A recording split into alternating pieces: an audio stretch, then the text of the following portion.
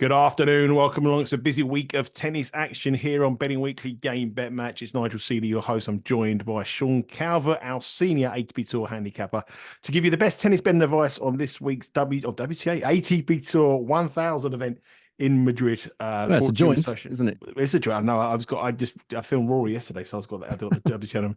Brought to you in association with Bet Rivers, your hometown sportsbook. Sean, how are you, mate? You good? Good weekend? Haven't spoken to each other for a few days. I know, it feels like I haven't done one of these for ages because it's a Wednesday start, isn't it? So it's been about a week. So apologies if I'm rusty on You've any missed me, haven't you? You've missed me. Maybe I have. I don't know. I haven't. Nice. I said maybe. I said maybe. I haven't thought about it in that much detail, to be honest. But now that you've mooted that possibility, I don't know. Maybe it's nice doing these shows, isn't it? It's a good, what a great way. What a great way to earn a living when you're winning. Yeah, it's good. And we were winning last week. Jean-Leonard Struff won his first ATP Tour event, and we were on the right side of that with a nice price, 12-1. He won it in style as well, didn't he? We'll talk about that. Price in the final, wasn't he? Plus 130 in the final against Fritz. I thought that was a big price. Yeah, he did. He did have to save a bunch of set points in the first set, but he was the best player in that field by a long, long way. We'll talk about that a bit more in a bit, but yeah, I did say the Germans would be the Germans would be the most likely to want to stick it out. Unfortunately, it was raining all week, and snowing, like I said, and sleet and hail, but it wasn't really heavy enough to delay the matches. They just played it in awful conditions, cold, really windy, a little bit of rain, but not enough to call it off. Although Zverev was trying to get it called off, wasn't he? He was having a massive complaint about the fact that they were playing in those conditions. But yeah, so that theory proved to be correct. We took two Germans and one of them won it, and a first title for Struff. What an emotional moment for him after years of trying, almost 34 years of age. Yeah, great stuff. And he was runner-up in this tournament last year. The tournament going to preview here, Madrid. And you're heading to Madrid in the morning, nice and early, 6:30 flight out. The flight's not 6:30. I've got to leave here probably about sort of 6:37, something like that. I think Rory's already out there, isn't he? So I'm gonna catch up with him on Friday, I think. Yep, Rory Durrani, our WTA and handicapper, has given his preview on the women's event, which you'll be able to get on the YouTube show on Betting Weekly Studios. And Rory actually is based out there, so he lives there. He must be able to show you some good spots. Well, it's Rory. It might not be. Well, we'll see. It might not be the kind of spots that I've not met him actually before, so you're obviously much more familiar, known him for many, many years. But I don't know what kind of spots he knows and what kind of spots he doesn't know. I think you'll be in safe hands with Rory. I don't think we're going to get a call from the police to say you've lost your passport or anything like that. And I think Natasha knows you're going to be in safe hands with Rory Durrani. Oh, I don't think she knows. Well, I don't know. She certainly doesn't. Yeah, he doesn't strike me as the kind of guy that's likely to lead me astray. You'll be fine. Anyway, it's the tournament in Madrid. It's the 1000 event over in the Spanish capital, and the build-up to the French Open continues here on Game Bet Match. It's a 128-man draw, 128-man draw, so it's a big, big tournament. There's no Novak Djokovic in the event. Obviously, he's pulled out. Yannick Sinner is the number one seed. We'll come on to the runners and riders in a little bit. We'll give you the draw. We'll break down the brackets. There's some easier brackets than others, certainly in this draw, which I don't think I noticed straight away. But before we do, the conditions in Madrid, it's played at altitude. The balls fly around a little bit faster than usual. And if we look at previous winners here, it is the who's who of tennis. I mean, the big names. Alcaraz won it last year, won it in 2022. He's the number 2 seed this week. Zverev has won it a couple of times. Djokovic, and then it's 5 times Nadal, Federer, Andy Murray. The big names have won this event here. But it isn't really like your traditional clay court tournament, is it? The big servers do have a bit of a chance here. They have a decent chance, yeah. 660 meters of altitude at the Caja Magica. So it plays quicker than most other clay court tournaments that you'll find. There's a couple like Gestad and Kitzbühel, the ones that are similar altitude, play similarly quickly. Obviously, it depends on the weather. But it averages 81% holds a serve, 71.6% first serve points won. So that's quick. 39% of the matches feature a tiebreak, and half of the matches go over 22.5 games. So no advantage for overs or unders backers, really. As far as the underdog winners are concerned, it's kind of average. 32% of them win. The best round, as is the case in a lot of these tournaments, is the first round, where 38% of them win. We're looking for 1 or 2 of those in a little while, but we're coming on to the weather. I'm not wild about this. No. It's going to be about 18 to 20 the maximum most days. So that's It's better than Munich. Yeah. That's for sure. Not you would expect Madrid to be hotter than this. I'm sure Rory's probably commented on it, but in years gone by, I remember seeing this at about 30 degrees, which obviously, the hotter it is, the quicker it would be. You would assume, but it doesn't look like it's going to be particularly warm this week. So probably about the same sort of temperature it was in Barcelona last week, not particularly hot. If you're looking at the trends, you just mentioned it there. It's been won by a top 7 seed every single year since it moved from an indoor hard surface to the clay that it's played on now back in 2009. So not usually one for outsiders.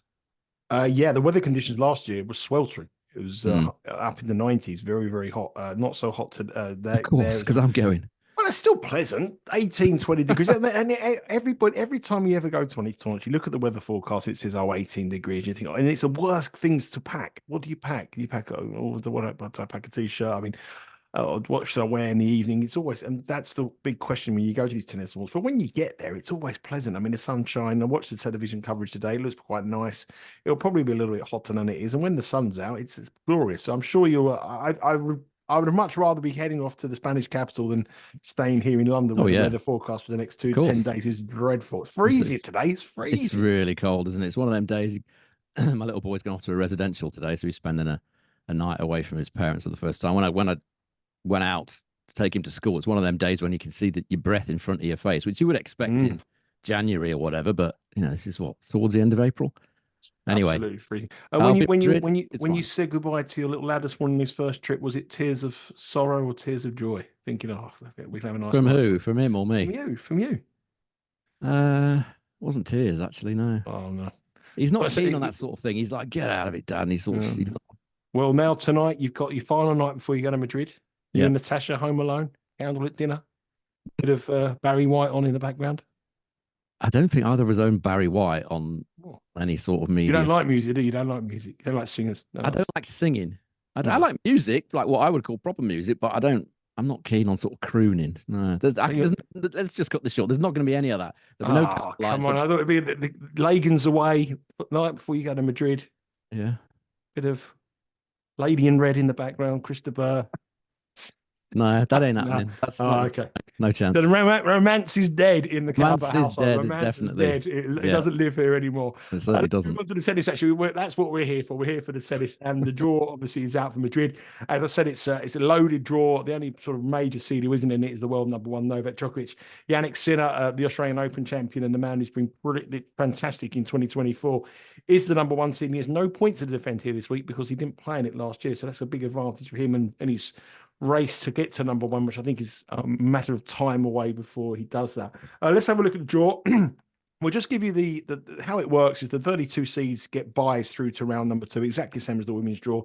And tomorrow the first round will start and the players winning will have the right to face a seed. So the draw is something like this. In the top half of the draw, if it went to form, the quarterfinals would see Jannik Sinner against Casper Ruud, who won last week in Barcelona. Daniil Medvedev will play Stefanos Tsitsipas, the winner in Monte Carlo. And that is the top half of the draw. So Sinner, Ruud, Medvedev and Tsitsipas, as well as some very dangerous opponents along the way.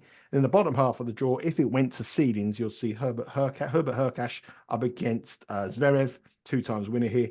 And Rublev, who's not in the best of form, will face Alcaraz. The one thing I looked at this draw, there's some very weak quarters. Q3 looks very weak to me. I think, you could get a real shot semi-finalist through to Q3. Q2, again, looks very winnable. Tsitsipas is obviously the main man in there in form, but we saw in the final last week against Casper Ruud, he didn't show the same levels he did the week before.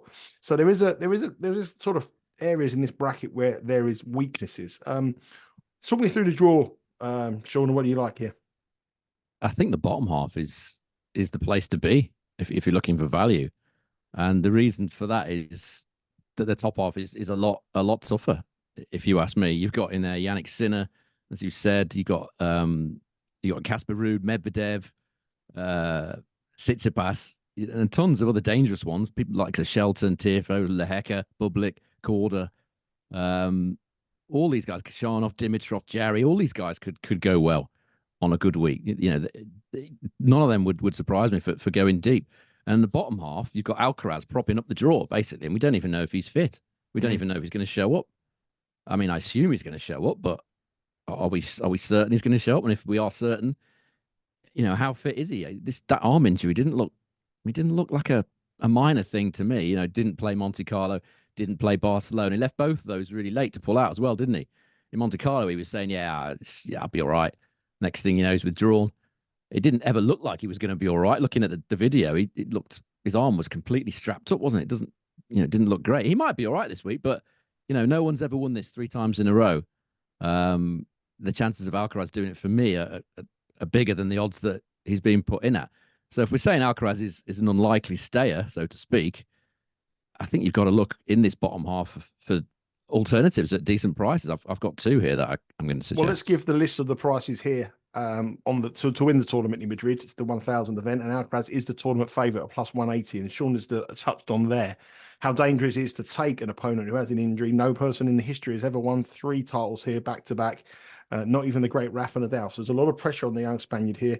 He's leading the hopes. Yeah, Nadal is in the tournament. He's a bit further down in the betting. Yannick Sinner is plus 240 in the tougher top half of the draw. Tsitsipas at $8. Very easy bracket into that second quarter, but he's going to run into Sinner in the semi-finals, and he's played a lot of clay court tennis recently. Casper Ruud 12-1, Alexander Zverev 2 times winner 12-1, Rafa Nadal 12-1. If he wins his first round match, he will set up a repeat match against Alex de Minaur, the player that absolutely blitzed him in Barcelona. Medvedev is 14, can never have the Russian on clay. Holger Rune 16, Rublev 20, Hugo Humbert 25, Dimitrov 28, de Minaur 33, Struff, the runner-up here last week, and a man who just won the title, so in form 40, Taylor Fritz 40, Korda 50, Paul 50, and we have who's this one? I think it's Humbert. I must have Humbert down twice. No, Herkash 25-1 and Humbert at 50-1. So apologies, I've got the 2 of them mixed around. So that's the runners and riders. We've got the doubts about the favourite Alcaraz. Sinner at 240 is in the top half of the draw, which is difficult. The bottom half of the draw, Sean thinks, is where we need to concentrate for the value. So what do you like here, Sean? Because I think that Q3 is very, very winnable, but I can't pick the bones out of it. And Q4, if Alcaraz is fit, big question mark. He should get through, but we don't know. Musetti's another one in that draw. 100-1 Musetti. I forgot to mention him. He's in that quarter with Alcaraz as well. So what do we like here? I think we got to take Zverev in Q3 on the basis that he absolutely loves playing here. He absolutely didn't love playing in Munich last week, by the way. I don't know whether anyone saw the match, but he was trying to get it called off. He was trying to get it taken off for the rain. Did not like those conditions at all. It was wet. It was damp. The ball skids through a bit when it's damp. Tall guys, Zverev. He likes the ball to kick up a bit. Likes to have it high in his strike zone. It's one of the reasons he's never done particularly well on grass. But a superb record here. 84% win rate here, Zverev. Twice a champion. Been unlucky in a couple of matches as well in the old days when they played till all hours and then they had to play the next day when it was a week event. He had a couple of unlucky ones there where he had about 2 hours sleep before coming out. So his record is exemplary. And if you're looking at Q3, I think he's got to be very, very high on your list. It's not a massive price, but 12-1, you don't tend to get big price winners of this tournament anyway, as I've said. But he doesn't look like he's got that many dangers just looking at this draw. Echeverry, Cerundolo, Tommy Paul's not played for a while. Baez can easily be overpowered. Struggled lately. Herkash, not for me on clay. I mean, although this clay, I know he's won a title in Estoril, but he got very lucky with the draw there. This would give him a better chance, I feel, but I would still certainly fancy Zverev over Herkash if that match happened. So, and then he's into the semi-finals. He's got a decent record against Alcaraz anyway, as we know, as we've learned in the past, and that's if Alcaraz even gets that far, which I would highly doubt. But in Q4. I'm going to take Struff again.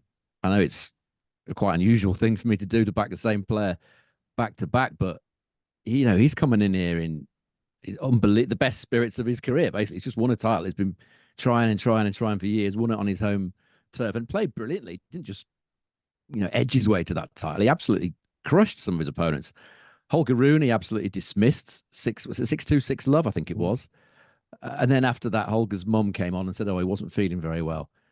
Yeah, okay. I'm sure he wasn't. The reality is he was absolutely taken to the cleaners by Struff that day, and in difficult conditions. Not quick conditions by any means. He plays that level again, and he played that level here last year. This could be a great few weeks for him. title, going back here to Madrid where he made the final last year, and he was only a set away from winning the title. Remember, he lost in the 3 sets to Alcaraz in the final that year. Obviously, loves conditions. 40-1. I think he's the standout in Q4. Musetti, another possibility. I mean, I'm not seeing Rublev. You know, what's going on with him? His head seems to be just completely gone after that incident in was it Dubai when he got disqualified, and he's barely won a set. I think he's even won a set since, has he? No, I mean that's the biggest bad beat of the season for me. That was over total games and then match void after that. That was they should have paid out there. I haven't got over that match either, let alone Rublev.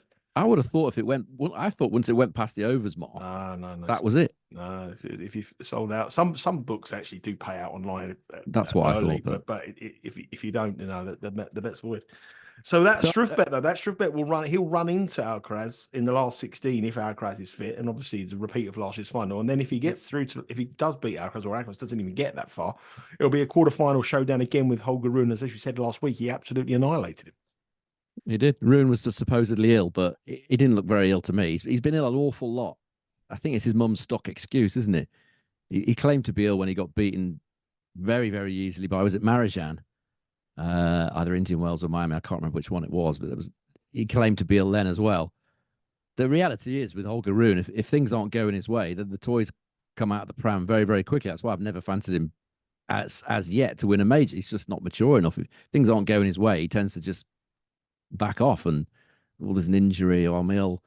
You know, it's not a great sign for me. So, you know, on form, Struff would win that repeat in more favourable conditions, you could argue, for Struff this week. So, you know, it's unlikely he's going to win back-to-back tournaments, but I feel like the way he's playing and the price that he is, and this draw the way that it is, I think that's the value. I think we're going about value again there, and you know, you soon highlighted the point there. It's unlikely. That's why he's 40-1. But 40-1 represents around about a 2% chance of him winning the tournament, and we believe with the form he's in at the moment, he's got a better opportunity than 2% of the market share. So Alcaraz is at 180, which is around about 34% of the market, and Struff is 2%. So that's the reason for our play here, Struff. Our main pick will be Alexander Zverev, a 2-times winner here. Conditions, his suits. He loves the conditions. He's a big server. Big servers do well here. Struff is a big server as well in the form of his life. And so we are going with the Germans this week in Madrid. Zverev and Struff to win the tournament at 12-1 and 40-1 with Bet Rivers. Head across to the Bet Rivers website now to place those wagers on the tournament winner. Remember, the matches start tomorrow at 4 a.m. Eastern time. So you only have this evening, or unless you're like Sean, getting up early to catch a plane nice and early, you've got to be on before 4 a.m.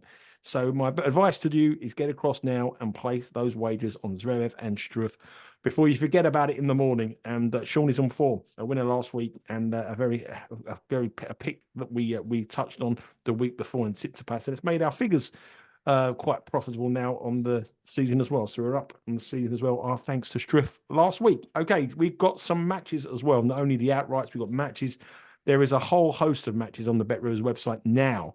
Head across there. There's all the matches. There's 39, some of them. I've seen one match tomorrow, 58 different markets on the match itself. So the average match will have about 30 different markets available on just the first round. You will not find a better tennis offering stateside than you will with Bet Rivers. And remember, if you do place a bet on any of these first round matches, you'll be able to watch it as well on the website. So enough of me giving you what you can get. These are the matches we're going to talk about. Ofner against Cachin.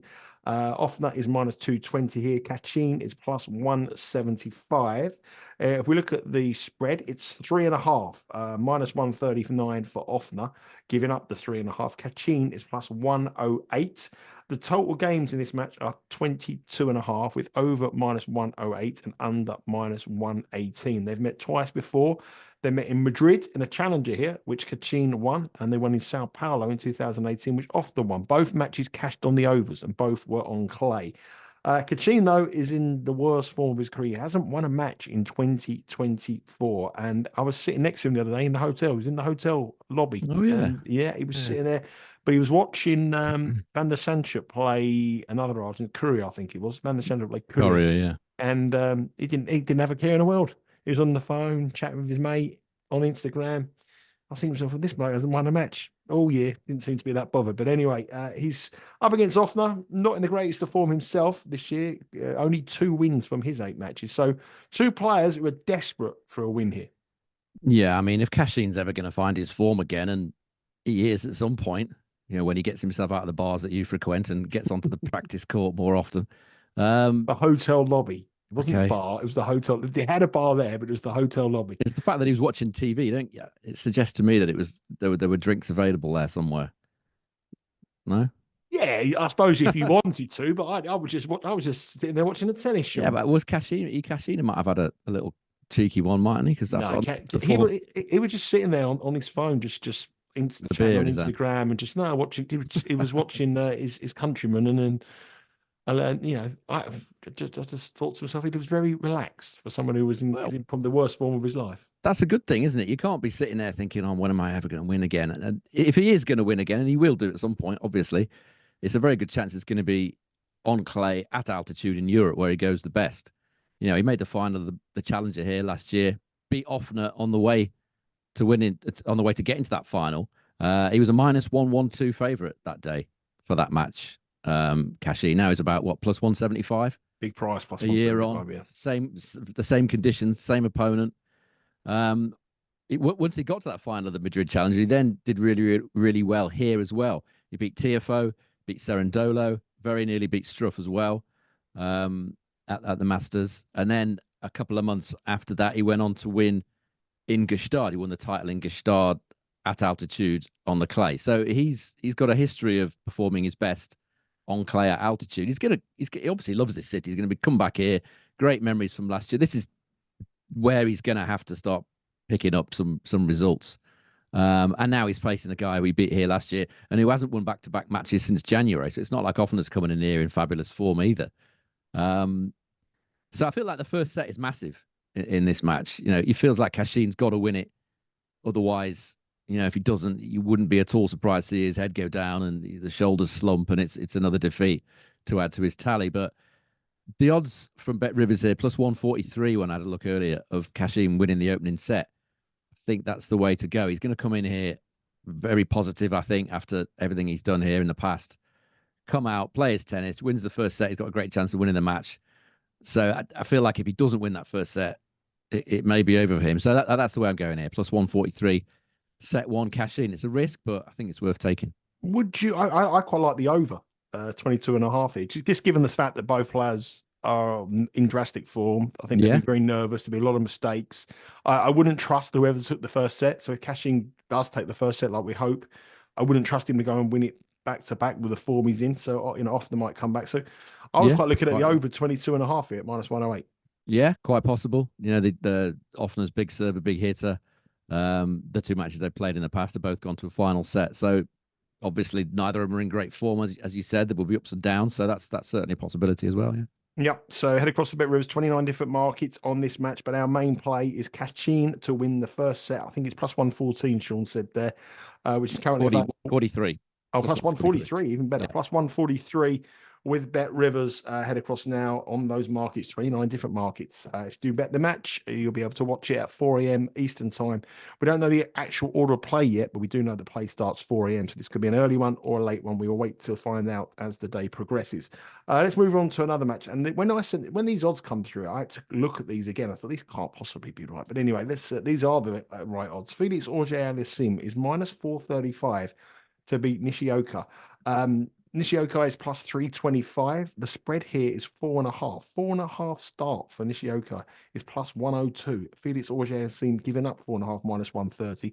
The total here is 21.5. I know that Nishioka has only won 1 of his last 5 matches, and Felix Auger-Aliassime did make the quarterfinals in Munich, but he is a player that I just couldn't trust at any low prices. And when you look at the head-to-head as well, Nishioka leads 3-2 on the head-to-heads, and he's played once on clay before in the French Open. It was back in 2020, but Nishioka beat the Canadian 7-5, 6-3, 6-3. I mean, am I missing something here? Is this right? A 4.5 start, -435 for Felix? It's right in the sense that people think Nishioka can't play on clay, and generally speaking, he can't. He plays when he wants to, Nishioka, generally, and he generally wants to in Grand Slams like the French Open. Last week he played against Munar in Barcelona, and he pretty much tanked the second set once he realised, he wasn't going to win. Clay's not generally a surface, but this isn't normal clay. It's quicker clay. Nishioka generally is a player that likes conditions to be quick and high bouncing. Doesn't like sort of low bouncing conditions. He likes to play that loopy left-handed forehand. It'll kick up high into the backhand of Felix, and that's what's caused Felix the problems when they've played in the past. He's done all right here, Nishioka. He's only played 3 times in Madrid, but he's made the last 32 in 2 of those 3 appearances. It feels like these conditions should suit him. As you said, he beat Felix in straight sets at the French as a plus 386 chance, and he's won 3 of their 5 meetings. If you look at the stats of those 5 meetings, slight advantage to Nishioka, as you'd expect. Service points won with 10 points, 1 total of 101 compared to 99. Even when Felix beat him recently, it was 7 on a hard court, it was 7-6, 6-4. And looking at the series as a whole, the second serve points won by Nishioka is much better. 10% more he's won in this matchup than Felix. So he's been the better man from the back of the court across the 5 meetings. Interesting. I'm going for the overs here, and I'll sort of say why. Felix, his record against top 100 ranked opponents in the last 12 months, he's won only 6 of 30 of them in under 21.5 games, which is where this line has been put in by Bet Rivers here. So he's only won 20% in under 21.5 games. So the lean for me here would be over 21.5 total games at evens with Bet Rivers. That's my theory on this one. It is a little bit of a gamble because Nishioka's not in great form, as you say, and he can be a bit tanky when he's not feeling it. But there's nothing to suggest that Felix should be this short. That's for sure. He was lucky last week. He should have lost in the first round to Martira. Got very lucky there.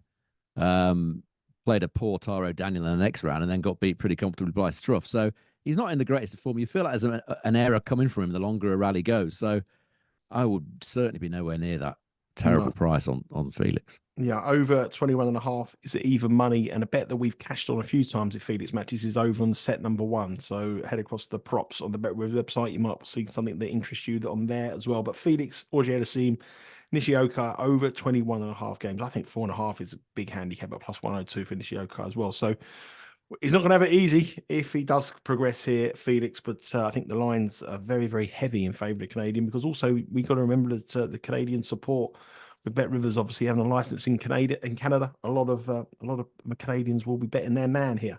Let's move across to a very interesting match for me. Alex Michelsen, who is I'm not quite sure what his ability is on clay. Is someone that I opposed in round 1 last week, but he come through, and he's up against a man who's been getting a lot of the limelight at the moment, a young 17-year-old Brazilian called Joao Fonseca. Now, to be perfectly honest with you, I've read a little bit about Fonseca, but I haven't actually watched him play. But he's only 17, and yet he's minus 190 to win this match. He's got a very good clay record this year, but nowhere of the standard that he's going to be playing this week. Michelsen here is plus 150. The spread is 2.5, minus 124 for Fonseca, who is actually giving up the 2.5, and Michelsen receiving 2.5 is minus 104. And the total here is 21.5 with over minus 127. Have you seen anything on this young 17-year-old? Have you got any? Have you been reading? I haven't watched him yet. What's he all about? Is he as good as the hype?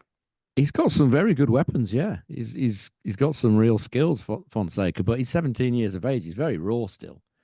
When he's on, it looks good, but when he's not, he's spraying it all over the place.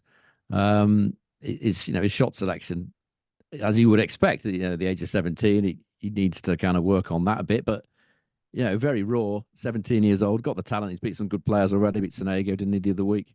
But you couldn't be backing him at these sort of prices.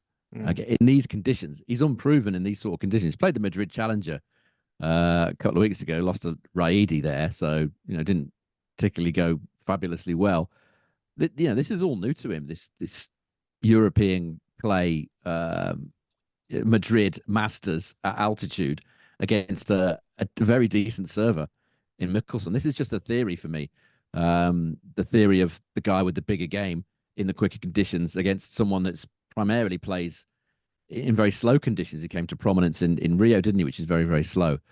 I feel like Michelsen's big game might transition very, very well to these conditions in Madrid.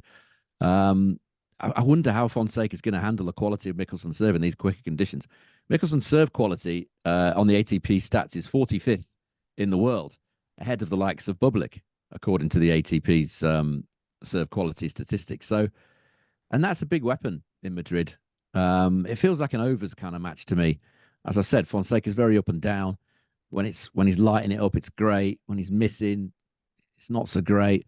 And Michelsen lacks the experience on clay as well, so he's learning his trade, so to speak, on this surface too. So, looking at the bare stats of Madrid, 39% of the matches, as I said, feature a tiebreak here. If you convert that to odds, that comes to about 2.56 plus 156. Yet Bet Rivers are giving us 2-1 plus 200, which is a 33% probability of there being a tiebreak in this match. So that immediately suggests some sort of value for me, or go with the over 22.5 games, which is plus money as well at plus 106. I feel like this is going to be a long one. It might take a while for these two to sort themselves out. I spoke to Rory yesterday about some of the markets on these matches, and I think a lot of the odds compilers see the word clay. Yeah, it's automatically presume, oh, he's a better clay court player than this player's a better clay court player. And obviously Michelsen has been somebody that's a lot of people have been fading on the red clay. But this is different. This is altitude. This is a sort of, and it looks as though the market has been very much created of the fact that being clay. If this was being played on a grass court, for example, say this was first round at Wimbledon, what price would Michelsen be? They're always a big server. He'd probably be minus 350 to beat Fonseca. And that's why I've not talked about many clay stats, because they're not that relevant. They're slightly relevant, but in recent weeks, I've talked about clay stats, service points, won and return points, won settled on clay. That works great for the sort of sea-level tournaments, your bog standard sort of clay tournament, but you do have to do things slightly differently in Madrid because it is very different conditions. Yeah, and this court speed is not far off the speed of Wimbledon. Yeah, it's quick. Really? Yeah, it's quick. So definitely. Yeah, 17-year-old Fonseca obviously getting a little bit of attention, but minus 190 is far too much attention in the betting markets for us. Alex Michelsen is plus 150. Big server. The big servers do well here in Madrid, and at plus 150, there's a lot of ways to get with him. The final match is Christopher O'Connell up against Matteo Arnaldi. Christopher O'Connell here is the underdog at plus 190. Arnaldi, the Italian, is minus 245. It's a spread of 3.5. Arnaldi giving up 3.5 is evens. O'Connell plus 3.5, sorry, is minus 129. And the total is over 22.5 and under 22.5, with over minus 107 and under minus 120. They've met once before on clay, which was in 2022 in a challenger in Split, and O'Connell won 7-5, 6-2. Arnaldi is a player on the rise. Christopher O'Connell's a bit of a journeyman. You would, again, expect clay, Arnaldi to be stronger. But again, this is a different kind of clay surface than what we're used to. This one here I found quite tricky. What do you think of it, Sean? I think O'Connell is often underrated by the markets. And given the quality of his serve, he's another one that might well enjoy the quicker conditions here. He's already beaten Arnaldi on slower clay at sea level in Split 2 years ago, as you said. And he was a 1-3 favourite that day, minus 300 roughly. So he's already beaten him. So he's not going to worry too much about Arnaldi. I know Arnaldi's improved since then, but it's the same guy as far as O'Connell's concerned. The serve rankings, the ATP serve rankings that I talked about a minute ago, in those, O'Connell is ranked 35th for serve quality in the world. He's only one place behind Medvedev on those stats. And you can kind of see why. He's held serve 82% of the time on all surfaces, including clay, including slow clay, in the last 12 months. And he's won 74% of his first serve points, which is exactly the same as Alexander Zverev. So a very effective and underrated serve, which I'm thinking could well benefit from the conditions that we're going to experience here in Madrid. Last year here in Madrid, O'Connell beat Krajinovic in the first round. What's happened to him, by the way? Krajinovic. Oh, yeah. Just disappeared completely off the face of the earth. Good. Anyway, it's a difficult one for me to pronounce. So glad he's not around. Yeah, he's not. He doesn't think he's coming back anytime soon. O'Connell beat Krajinovic in the first round, then lost a 24-point tiebreak to Fritz, losing 7-6, 6-4. Which gives you an idea. Those two, O'Connell's good serve, underrated good serve, as I've said, and Fritz we all know about. So no surprise there was a really long tiebreak there. And the interesting stat here for me, O'Connell's played a tiebreak in 14 of his 25 matches against top 50 opponents in the last year. That's 56% of his matches against top 50 players have featured a tiebreak. So, tiebreak played here is a plus 138 chance for Bet Rivers, which equates to a 42% chance. And he does it 56% of the time. So there's quite clear value for me on the tiebreak played here with Bet Rivers. So that's where I'm going. I'm taking that one plus 138 for over half a tiebreak. 138. So there's a lot of different ways to attack these matches tomorrow. And remember, these aren't the only ones. I think there's 32, 64 matches. Is that right? Yes. Well, we're just waiting for qualies to finish, aren't we? So we've only got, and obviously a lot of players have got a bye, so we haven't got that many markets, well, that many matches, sorry. Yeah. These are the 4 that I've chosen, which I feel like there's some value. There will be a full array of markets with all the matches across at Bet Rivers later this evening or early tomorrow morning. And remember, it starts very, very early, 4 o'clock. So make sure you head across very early or later on today to get those bets down. Sean, for our records and for anyone who comes on in, we talk about these matches, we give leans and we give suggestions, but we only sort of record the official bets that Sean has said. So the 4 matches there, you're going to pick some official picks that will go against our figures for the year. What are your official picks? So the one I just said, which is over half a tiebreak in the match between O'Connell and Arnaldi, that's 2.38 plus 138 with Bet Rivers. The second one I'm going to take is Cachin, Pedro Cachin to win the first set plus 143 against Ofner. And the outrights, the 2 that I talked about, the 2 Germans, Zverev each way, 12-1, Struff each way at 40-1. Yeah, so we're hoping for another German win. Back-to-back wins for Struff will be absolutely amazing. Wait all that time to have a tournament win, and then he could go back-to-back. We're hoping he could go back. That'd be great if he would too. That would be absolutely amazing. That would be, and winning a 1,000 event as well, where he went to the final last year. So hoping for one better. And we've seen it in sport before, don't we? Once someone has a win, golfers, it should free him up. Yeah, frees him up. So, he's a player that's always had dangerous weapons, but hasn't probably gone to the top echelons of the game that he probably could, his talent could do, especially his serve. So he could be one who could change. So at 40-1, we're going to take a chance on Struff. Remember, there's loads of ways to follow all the content that we have here at Because We Win and a Betting Weekly Game Bet Match. You can follow us on our socials on Twitter and Instagram, which is at Because We Win. Sean will be flying out to Madrid tomorrow. He'll be there. What, 5 days you out, Sean? 4 or 5 days in Spain? I'm at the 4 days, I think. I'm at the tennis Thursday, Friday, Saturday. I think I'll fly back on Sunday. So, yeah.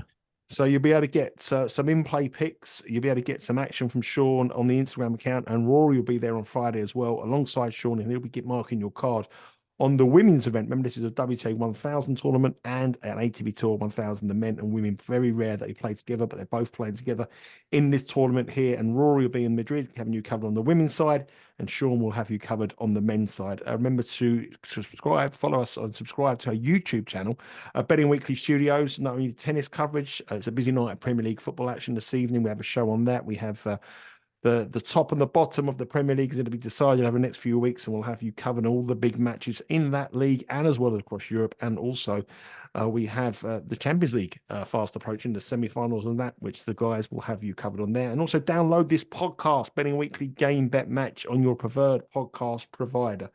All that needs remains for me to say, Sean, have a very, very safe journey. Thank you. Very, very safe journey.